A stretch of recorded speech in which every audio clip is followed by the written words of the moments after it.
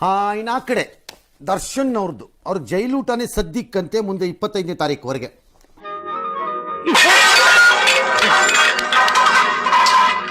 ಅದಕ್ಕೆಲ್ಲ ಜಾಗ ಇದೆ. ಬಟ್ ಆರೋಪಿ ಚಾರ್ಲ್ಸ್ ಶೋಭರಾಜ್ಗೂ ಮನೆ ಊಟ ಕೊಡ್ಲಾಗಿತ್ತು ಗೊತ್ತಾ ಅಂತ ಅವ್ರ ವಕೀಲ ವಾದ ಕೊಟ್ಟಿದ್ರು. ಬಟ್ ಅವ್ರದ್ದು ವಾದ ಇದ್ದಿದ್ದು ನಾನು ವಿದೇಶಿ ಅಂತ. ಚಾರ್ಲ್ಸ್ ಶೋಭರಾಜ್ ಇಂಡಿಯನ್ ಮೂಲ, ವಿದೇಶಿ ಪಾಸ್ಪೋರ್ಟ್. ನೀನ್ 7 ಮಿಂಡ್ರಿ ಆದ್ರೆ ನಾನು 14 ಮಿಂಡ್ರಿ.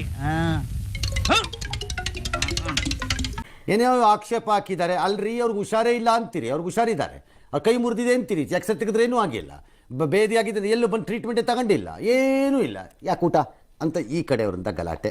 ಇವರನ್ನ ನಾವು ನಂಬಲ್ಲ. ಇವ್ರಿಗೆ ಮಾನ ಮರ್ಯಾದೆ ಏನೂ ಇಲ್ಲ, ಇವರಿಗೆ ಮಾನ ಮರ್ಯಾದೆ ಏನೂ ಇಲ್ಲ. ಇವರಿಗೆ ಹಂಗೇನಾರು ಇದ್ರೆ ಸಾತ್ವಿಕ ಆಹಾರ ಕೊಡೋಣ ಅವ್ರಿಗೆ, ಉಪ್ಪು ಹುಳಿ ಖಾರ ಯಾವುದೂ ಇಲ್ಲದ ಕೊಟ್ಬಿಡೋಣ ಅವ್ರಿಗೆ ಅಂತ ಇವ್ರದ್ದು ವಾದ. ಏನು ಡೈಲಿ ಬಿರಿಯಾನಿ ಕೊಡೋಕ್ಕಾಗತ್ತಾ, ಅದು ಜೈಲು ಅಂತ ಇವ್ರ ವಾದ. ನಾನು ಬಡವ, ನೊಂದಿದ್ದೇನೆ, ದುಡ್ಡಿಲ್ಲ ನನ್ನ ಹತ್ರ. ಎಲ್ಲ ಕೈದಿಗಳಿಗೂ ಮುಂಬೈ ಇಲ್ಲೋ ಸಿಸ್ಟಮ್ ಪ್ರಕಾರದಲ್ಲಿ ಡಬ್ಬಾ ಸಿಸ್ಟಮ್ ತಂದುಬಿಡಿ.